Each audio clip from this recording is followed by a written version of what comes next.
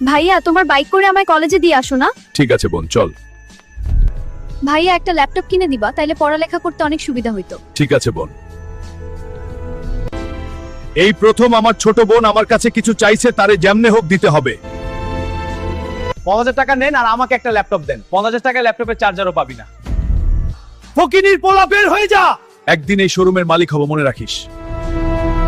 যে জমিদারের 3 মাথা আলা দানবকে হারাবে সে পাবে 100 কোটি টাকা।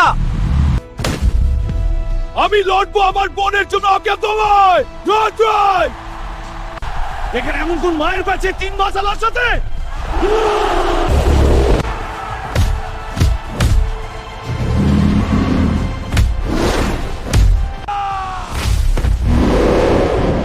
বন্ধুরা তোমরা সবাই বাইক টানতে পারবে।